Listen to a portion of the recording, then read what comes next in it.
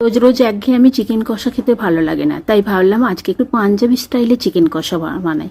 তার জন্য চিকেনগুলোকে ভালো করে ধুয়ে কিছু গুঁড়ো মশলা দিয়েছিলাম, লঙ্কার গুঁড়ো, হলুদ গুঁড়ো, পরিমাণ মতো নুন আর টক দই দিয়ে ভালো করে মাখিয়ে রেখে দেবো। এবার একটা মশলা রেডি করব। তাতে ছিল কুচনো টমেটো, গোটা শুকনো লঙ্কা, আদা, রসুন জল দিয়ে সিদ্ধ করে নিতে হবে।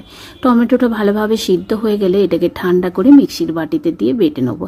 এবার রান্নাটা করার জন্য কড়াইতে বেশ খানিকটা সর্ষের তেল নিয়ে তাতে শুকনো লঙ্কা, তেজপাতা আর মিহি করে রাখা কুচনো পেঁয়াজ দেওয়ার পর এবার দিয়ে দিয়েছিলাম 1 চামচ মতন আদা রসুন বাটা। এবার ভালো করে এটাকে কষবো। পেঁয়াজটা একটু নরম হয়ে এলে যে বেটে রেখেছিলাম টমেটোর পেস্টটা সেটা দিয়ে দিলাম। দিয়ে আবারও বেশ খানিকক্ষণ কষতে হবে যতক্ষণ না মশলার গা থেকে তেল বেরোচ্ছে। এবার কিছু গুঁড়ো মশলা দিয়েছিলাম, তাতে ছিল 2 রকম লঙ্কার গুঁড়ো, ধনে গুঁড়ো, জিরে গুঁড়ো, পরিমাণ মতো নুন, চিনি দিয়ে কষবো।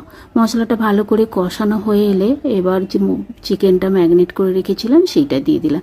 দেওয়ার পর চিকেনটার সাথে মশলাটা বেশ খানিকক্ষণ ধরে কষবো হাই ফ্লেমে। এইভাবে ভালো করে কষানো হয়ে গেলে চিকেনটা ভালোভাবে কষে এলে এরপর ঢাকনা দিয়ে এটাকে প্রায় 45 মিনিটের জন্য রেখে দেবো। প্রথমে 15 মিনিট হাই ফ্লেমে, তারপরে লো ফ্লেমে।